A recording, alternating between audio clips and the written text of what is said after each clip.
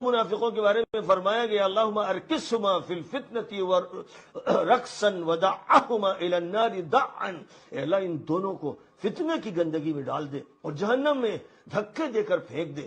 یہ روایت آپ سن کے حیرت میں پڑ جائیں گے کہ معاویہ اور عمرو بن العاص کے بارے میں بیان کی گئی ہے۔ قسم کھا کر کہتے ہیں کہ معاویہ ان بدترین حکام میں داخل ہیں۔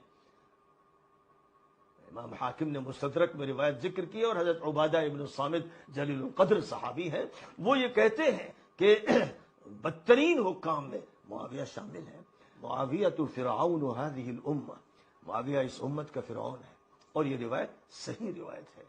ایک حدیث میں یہ فرمایا گیا اذا رأیتم معاویہ علی منبری فاقتلوہ، جب تم معاویہ کو میرے منبر پر دیکھنا تو اس کو مار دینا۔ متعدد سندوں سے یہ روایت منقول ہے۔ السلام علیکم ورحمۃ اللہ وبرکاتہ۔ سامعین گرامی قدر، آپ کا استقبال ہے ہمارے یوٹیوب چینل پر۔ جسے آپ نے ابھی سنا یہ گستاخ صحابہ بس زبان سلمان ندوی ہے۔ پچھلے چند سالوں میں اگر ان کی زندگی کا جائزہ لیجئے تو کبھی یہ قرآن کے ترتیب پر سوال اٹھاتا ہے، تو کبھی صحابہ کرام کو منافق قرار دیتا ہے، تو کبھی ام المدارس دارالعلوم دیوبند کے بارے میں برا بھلا کہتا ہے۔ یہ شخص کبھی جمعیت علماء ہند کے بارے میں زبان درازی کرتے ہوئے نظر آتا ہے، تو کبھی پرسنل لا ووٹ پر سوال اٹھاتا ہے۔ ابھی آپ نے سنا حضرت معاویہ رضی اللہ تعالی عنہ کو اس نے وقت کا فرعون قرار دے دیا، نعوذ باللہ استغفر اللہ۔ اس سلسلے میں حقیقت کیا ہے، ہم ماہر فلکیات حضرت مولانا سمیر الدین صاحب کی زبانی جاننے کی کوشش کرتے ہیں۔ نحمدہ ونصلی علی رسول الکریم، اما بعد۔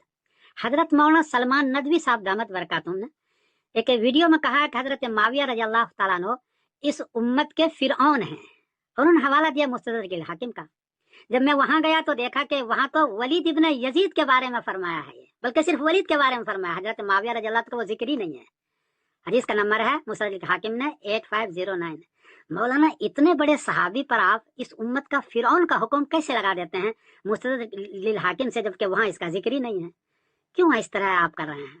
جبکہ بات یہ ہے کہ حضرت معاویہ رضی اللہ تعالیٰ وہ عظیم شخصیت ہے جنہوں نے 3 بڑے بڑے کام کیے ہیں۔ پہلا کام انہوں نے کیا ہے کہ حضرت علی رضی اللہ تعالیٰ عنہ سے جو جنگیں کروائی اپنوں میں، 3 شیعوں نے 3 جنگیں کروائی، جنگ جمل، جنگ صفین، جنگ نہروان، اپنوں میں کروائی۔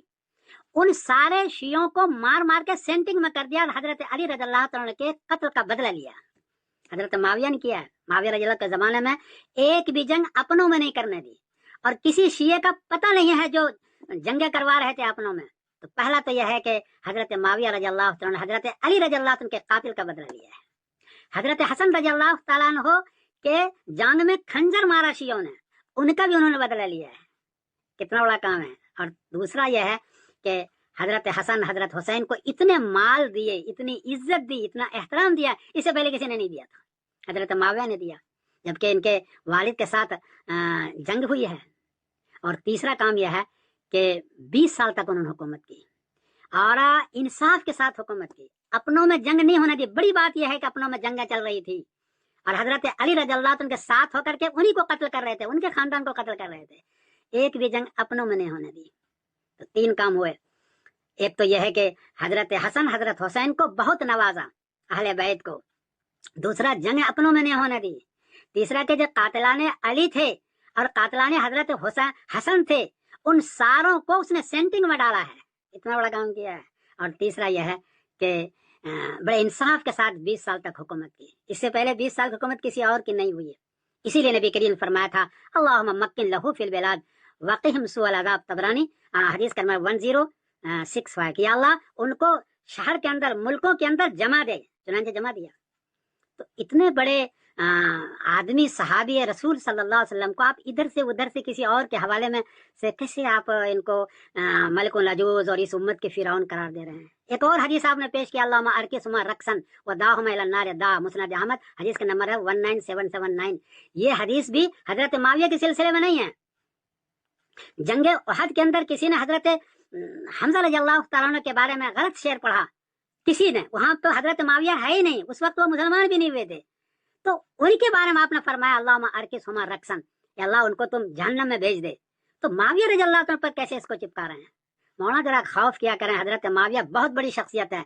मेरा तो दिल चाहता है कि इंतजामी सलाहियत इनकी बहुत ज्यादा है और इन्होंने पूरी उम्मत को बचाया है। हजरत अली के कातलन से इसने बदला लिया है। इसलिए आप इस किस्म की चीजें न क्या करें, उल्टी सीधी चीजें आप न किया हजरत माविया रज़ी अल्लाह के बारे में। मेरी एक गुजारिश है मौलाना, मैं समीरुद्दीन कासिम बोल रहा हूँ, गलती हुई तो माफ करना। अस्सलाम वालेकुम वरहमतुल्लाहि व बरकातहू। सामाईन, जाने से कबल हज़रत मुआविया रज़ियल्लाहु ताला अन्हो के मुताल्लिक ज़बान नबुव्वत से निकले हुए चंद अहादीस भी सुनते जाएं।